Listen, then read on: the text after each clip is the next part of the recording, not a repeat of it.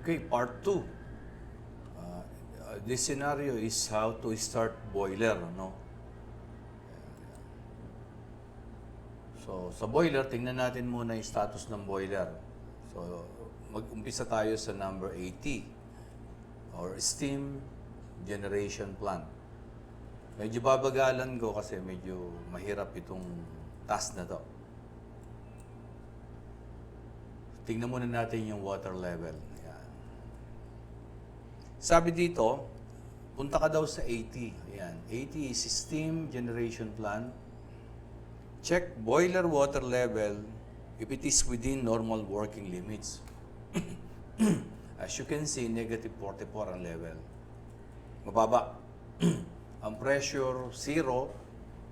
Ang temperature ng boiler is 31.25. Next, sabi niya, pagka-check nyo ng boiler water level, punta kayo ng 82. Process directory 82 or the oil-fired boiler. So, dito raw, buksan nyo yung boiler vent valve. Vent, para lumabas yung hangin habang nagpapatakbo tayo. And yung superheater steam line vent valve. Ganun din, para lumabas yung hangin. Yan.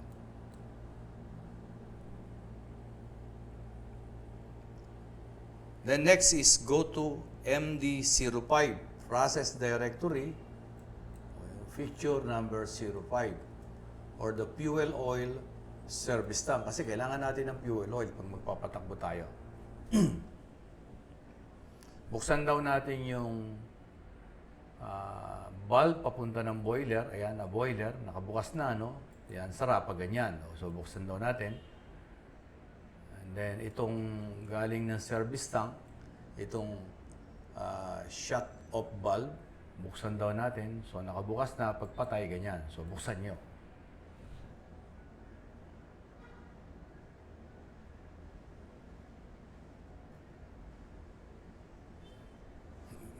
So, ito, buksan nyo na rin. Ito, buksan nyo rin to. Yung galing ng HFO service tank. Actually, nakabukas na. Buksan nyo lang. Siguro nyo nakabukas. Saka itong quick closing ng HFO service tank. Yan. So, bukas na. Kasi kailangan natin ng fuel again sa pagpapatakbo ng boiler.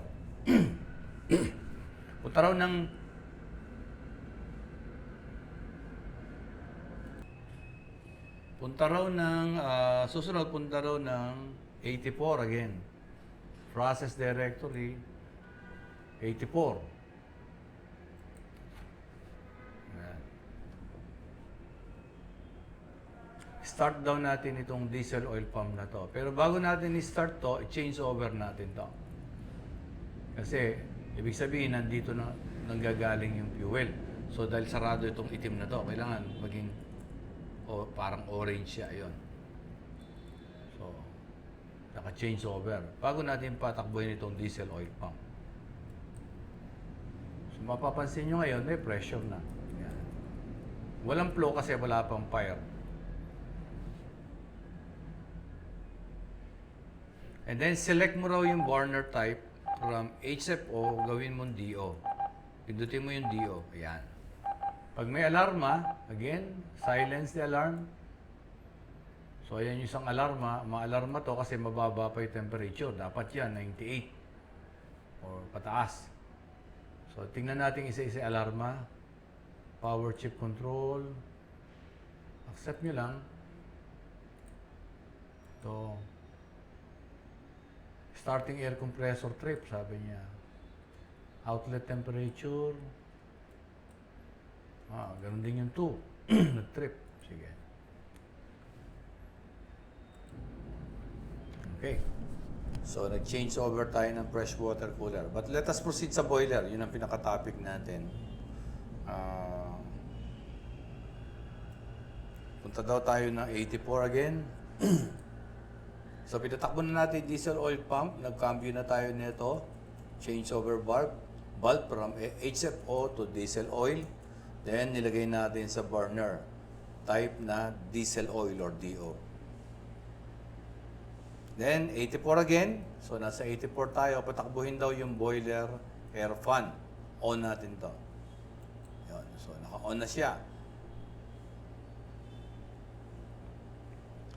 Then, set down natin yung 4 na controller sa manual. So, itong master controller, airflow controller, oil flow controller, and oxygen controller, lalagay natin sa manual. So, naka-manual na. Manual na natin. So, yan, naka-manual na. Pag naka-auto, pindutin nyo lang yung manual. Naka-auto to, pindutin nyo lang yung manual. Yan. Auto, manual.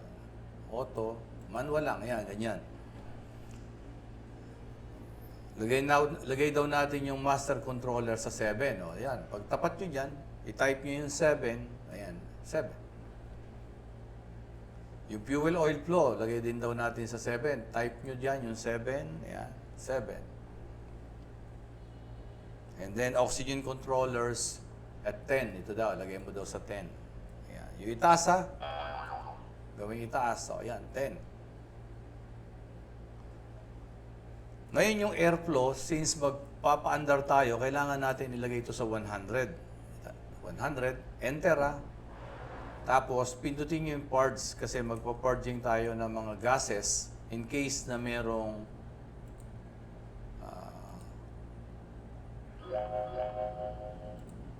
yan, sorry. Ano nga yun? Yan, dito.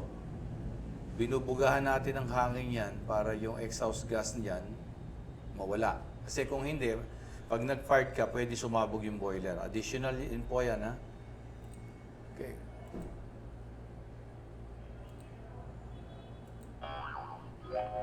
So,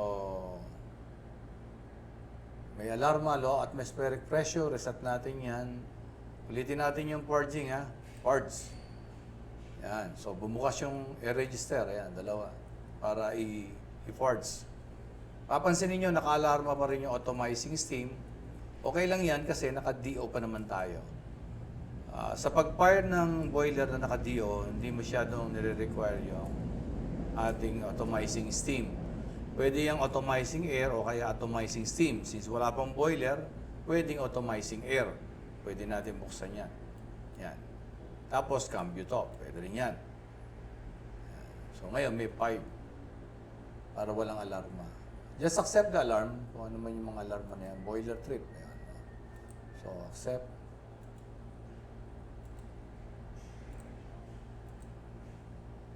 Boiler trip indication. So, tingnan nyo kung may trip dito, ha? Titingnan nyo. Then, reset kung naka-trip. So, nakapag-purge na tayo. Natapos ay purging. Itong airflow na to, lagay nyo ngayon ito sa 10. Yan. Kailangan mahinay hangin kasi kung malakas, mamamatay yung ignition ng pilot burner. Pag okay na, pindutin nyo itong burner number 1, pindutin nyo ito on. Yan. Tatakbo ito ngayon. Ayan, tumakbo. Tapos, magkakaroon na ignition. Ayan. Tapos, magsisindi na yung pinaka-main burner number 1 natin. Lalaki yung apoy niyan. Yun.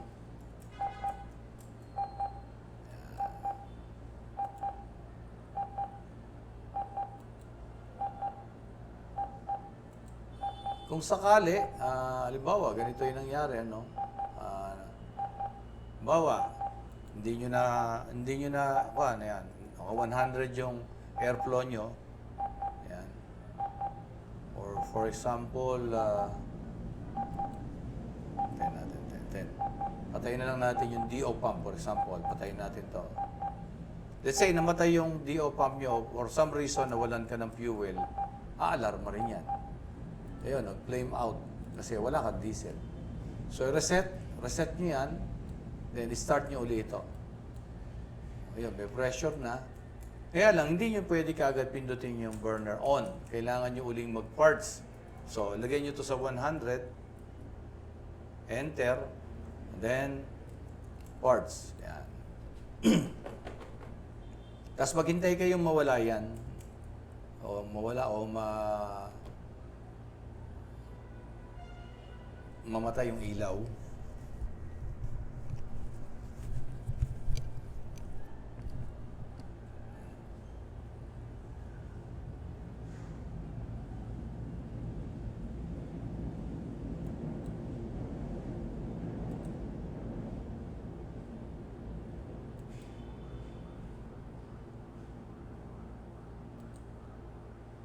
Okay na. So, lagay natin ito sa 10. Huwag natin kalimutan, lagay sa 10. Pag tapos na mag-ports, enter, then on. Makikita nyo, tatakbo yung pilot fuel pump, magkakaroon ng maliit na apoy, then maya-maya, yung malaki na.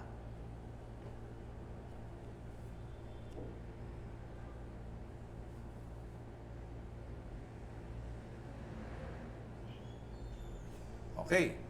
So, yung pressure ng boiler ngayon, unti-unti nang tataas. So, ayan, mapansin nyo, yung pressure niya, 0 pa rin. Temperature, 32. Ayan, yung level is 39.51. So, buksan natin yung vent valve. Ayan, bukas yung vent valve para lumabas yung mga hangin. Ayan. So, kaya lang, in reality, kailangan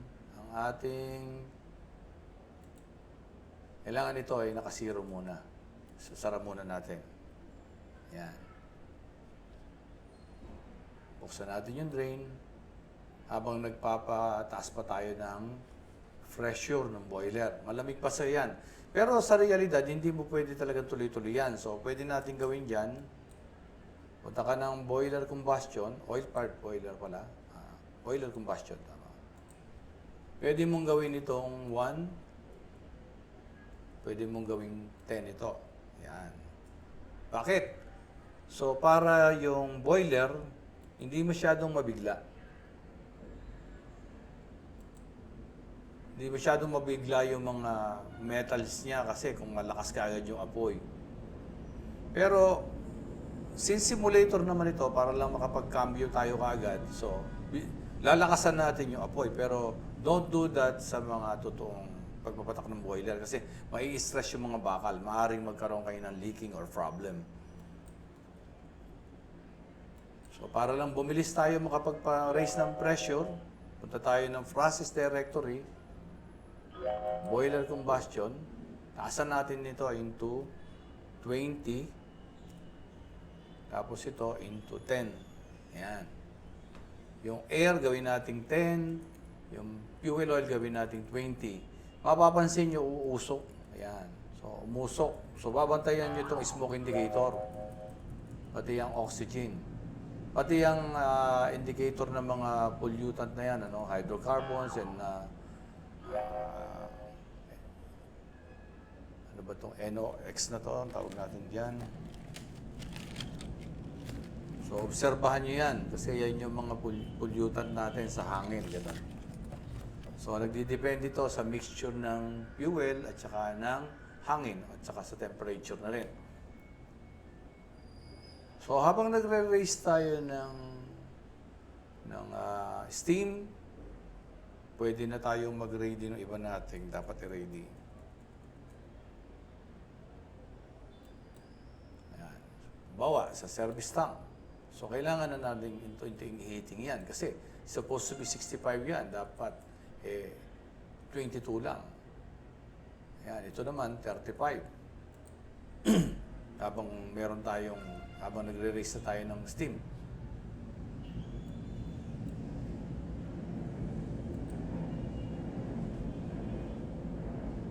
So, ito, pwede na rin buksan natin to, standby na. Ayan. Ito, pwede na rin yung buksan, para naka-standby na rin. Total, dahan-dahan naman ang pasok ng steam niyan. So, hintayin natin yung pressure ngayon maging around 8 bar. So, ngayon, kung bababaan natin, matagal yan. Kaya, tinataasan ko yung fuel at saka yung air.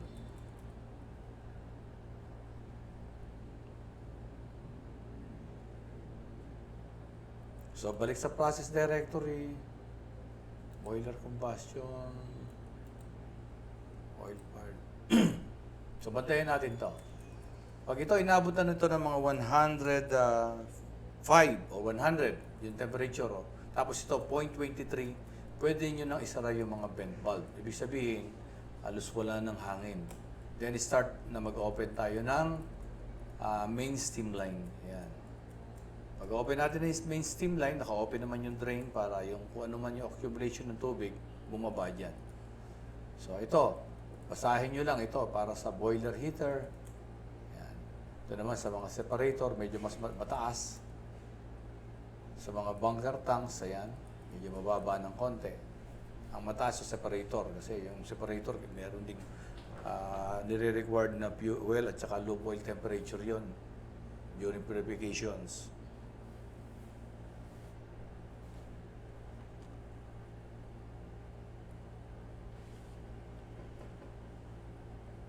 So, pwede na rin natin buksan ito. Tsaka ito.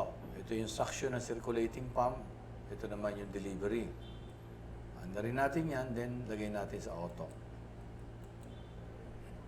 So, observe nyo lang yung level.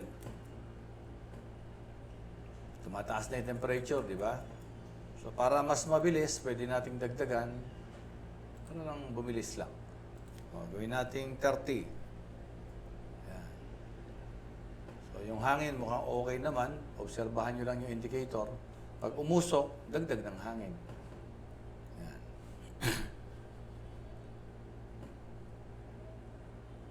So, umuusok. So, ibig sabihin, kinakapos. Lagyan natin 15. Pag kasi kulang ng hangin, tataas yung hydrocarbon yan. Mga unburned fuel. Yan.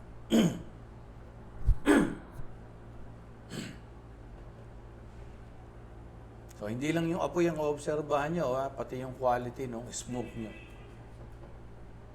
May apoy ka nga, may pollution ka naman. And then, tingnan natin yung boiler combustion. Ito. So, 69. Bukas pa rin ang vent. Pero mapapansin nyo, bumibilis na. Di ba? Bumibilis yung production ng bumibilis yung temperature, pagtaas ng temperature. But then again, this is not advisable sa realidad. Kasi, siyempre, bakal yan. Bibiglain mo initin. Hindi magiging maganda epekto.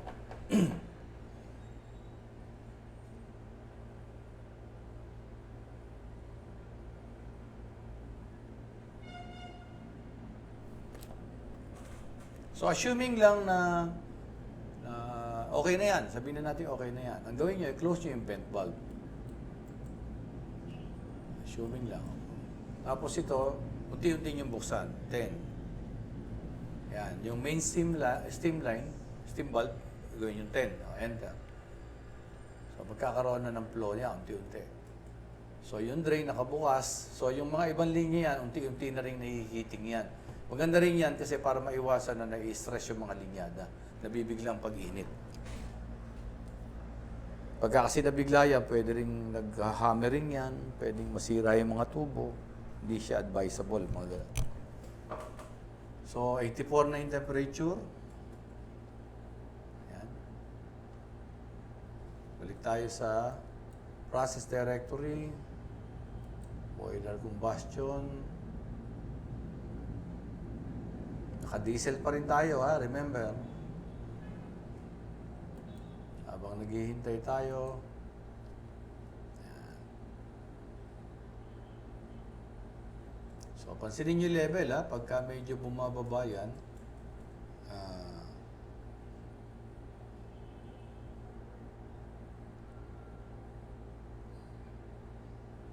buksan nyo na itong barbulan to. Yan. Main feed water discharge valve. Yan. Buksan nyo yan. Ito yung main feed water pump. Patay. Patay siya. Yung naka-manual ngayon, kung naka-auto, ilagay nyo sa manual. Tapos ito, ilagay nyo sa 10. Kasi malamig pa yan, kaya manual. Hindi nyo pwede ilagay sa auto. Mahihirapan kayong controlling yung level pag in-auto nyo. Remember manual, lagay nyo sa 10. Huwag nyo munang paanda rin. Obserbahan nyo yung level. Negative 10. Ayan, pwede natin paanda rin yan.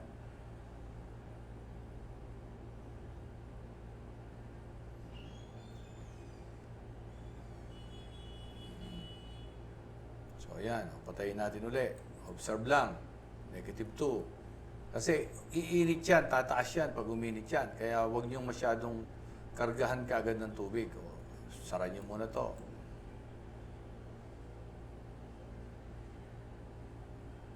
So, antay tayo tumaas yung pressure.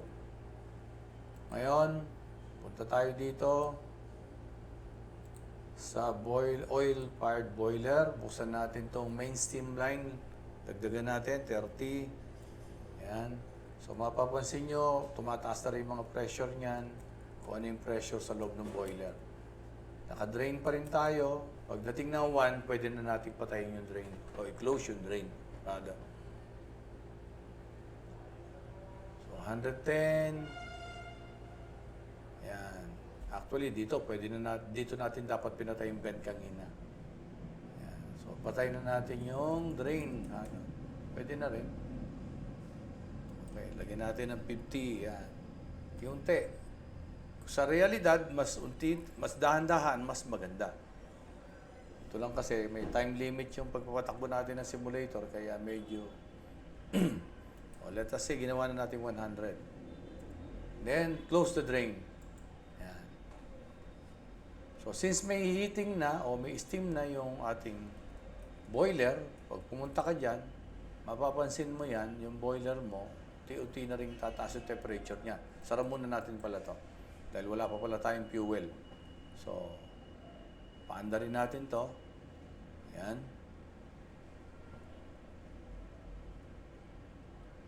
Tingnan yan natin.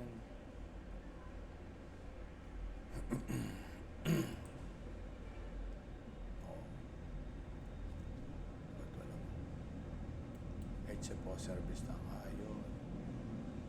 The boiler. So malamig pa kasi. Yun ang problema natin. Malamig pa. Kaya halos walang pressure yung... Anong pansin nyo, walang pressure. Patayin muna natin. Pati steam pinatay ko. Para wala pa naman siyang i-heating at malamig pa. So we have to wait na mag-increase yung temperature ng boiler, pressure ng boiler. Yan. Ito, mag-increase ito. Bakit? Kasi ito rin yung ginagamit sa mga service tank. For example, yan. Yun. 65 ang setting, temperature niya 23. Kulang pa. Kaya ayaw mag-flow nung fuel dito. Yan. So, hintayin natin. So, sinara naman natin to kasi kung may steam na yan, masusunog yung fuel dyan, magtututong. Magbabara yung filter. So, we have to wait for the pressure. Subukan nating taasan. 35. Yan. Para bumilis. Sa ngayon, nasa automizing air pa rin tayo, ano? Ayan. Nihintayin natin tumaas yung pressure.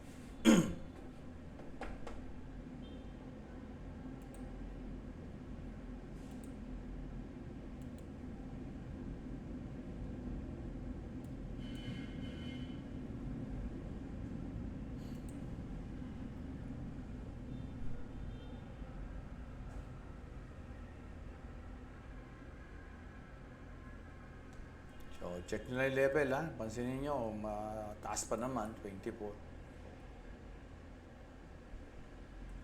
Ito kasi, ang level niyan dapat, ayun, boiler water level, negative 150 ang low level, positive 150 ang high level. So, 25 yan, kaya nasa gitna pa naman. At malamig siya, pag uminit yan, tataas yan. 3.76.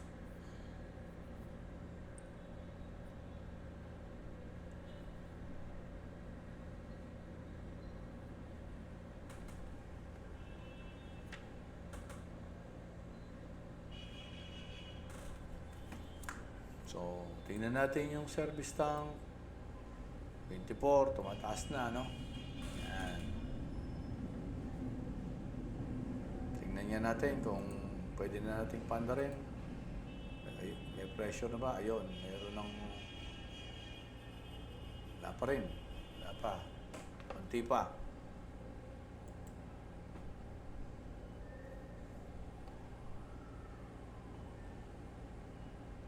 So, yung steam tracing, pwede nyo nang buksan para unti-unting mainitan yung linyada. Yung mga langis-langis dyan, fuel dyan, na lumabnaw.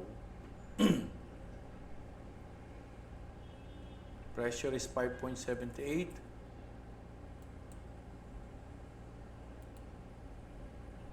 Yan, 2498. Medyo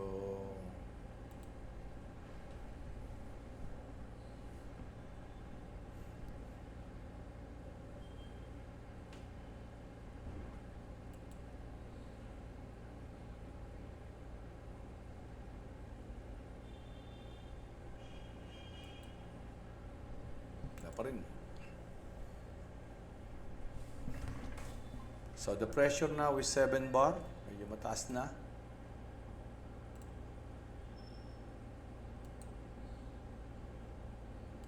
Yan natin. Hindi ko pa yata na full open. Ito, naka full open na pala. Okay. Full open na. Naka full open na yung main steam valve.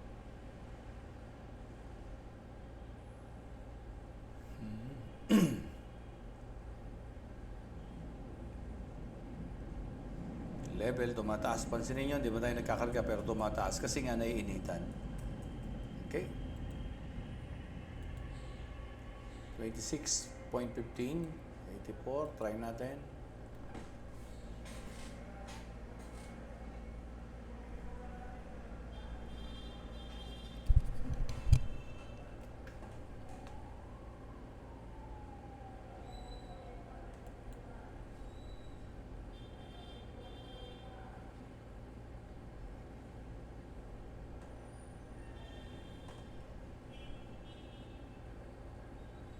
Pa rin, baba pa rin. Ayun, meron ng konting flow, ayun, may pressure na. May pressure ng konti, ayun. So, kulang pa sa heating, kaya medyo hirap pa yung kanya. So, mataas yung pressure. Yan. Buksan na natin yung heating para unti-unting mag-flow.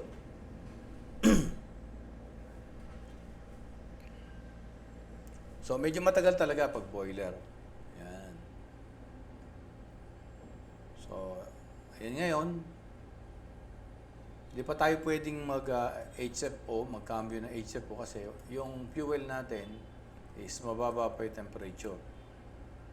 Although na pwede na tayong magkuha ng steam, ng automizing steam, pwede na natin i-cambio to. Yan. Kasi may steam naman na.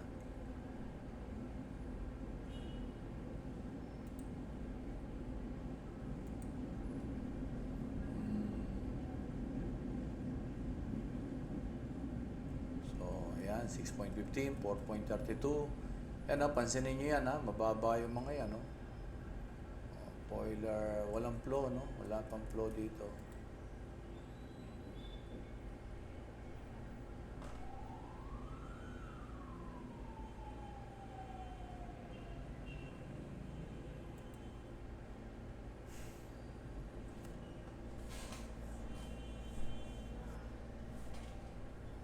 Okay.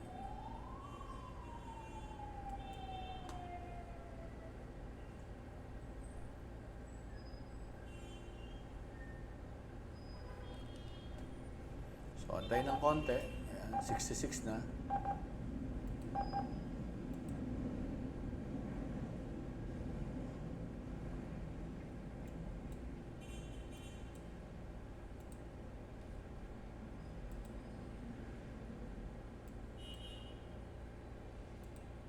Steam line down one.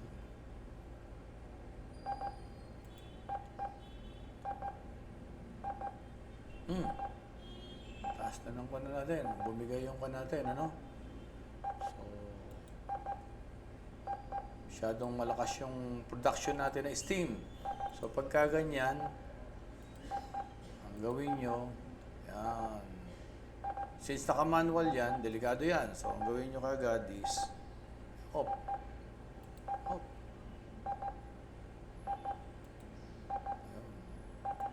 Off nyo lang. Then, bawasan nyo to. Gawin nyo tong 10. Oil flow, gawin nyo 10. And then, yung gawin nyo rin 10. Yan.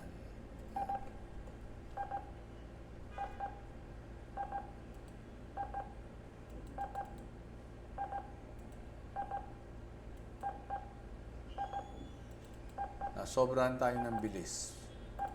Pero halos yun naman yun. Pagka ganun lang, patayin nyo na yung boiler.